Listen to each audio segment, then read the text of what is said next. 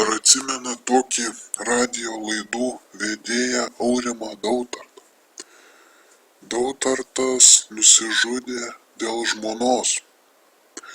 Įsivaizduojat, jisai vedė 2010, o nusižudė 2011. Tai ta gyvatė sugebėjo per metus jį suvaryti. Ir tenai skaitant tą straipsnį vėlgi pasirodo moteriškas savanaudiškumas. Kai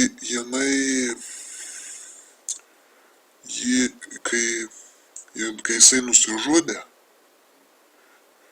nes kivirčiojas ir panašiai, tai čia jau nenuostabu jau man, tai kai tiek raudonų piliulių prigėriau, tai man yra nenuostabu, kai tiek tiesos žinau. Tai žodžiu, kai jisai nusižudė, tai jai rūpi tik jo butas. Jinai pasikeitė spyną, pasisavino. Aišku, ten aš nežinau, kaip ten buvo, bet kam atiteko, bet pats tas faktas, kad jai rūpi spyna, dar kažkas butas. Pasižiūrėkit, kokia moters yra natūra. Ką nemato tiesos. Niekada neverta kelti dėl moters aukoti savo gyvybės, kelti prieš save ranką, nes jinai yra nieko verta. Savanaudė, pasimato tikra moters prigimtis. Ir žodžiu, jinai paskui išvyko į užsienį ir ten tam straipsnį parašyta gyvena su savo nauju širdies draugu.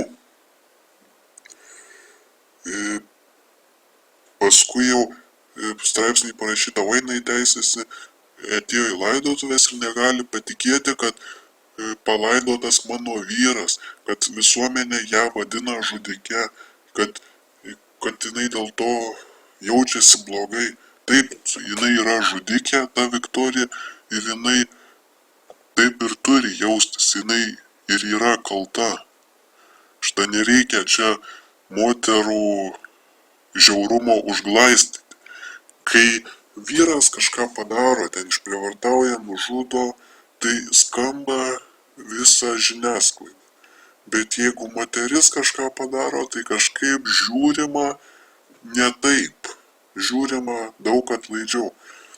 Jau net 2010 metais tas ginocentrizmas, feminizmas pasiekė tokį, kaip čia pasakyt, patys matot, kas pabūna. Dar pakalbėsiu apie Šapranauską, tai tiek to šiam kartui, iki.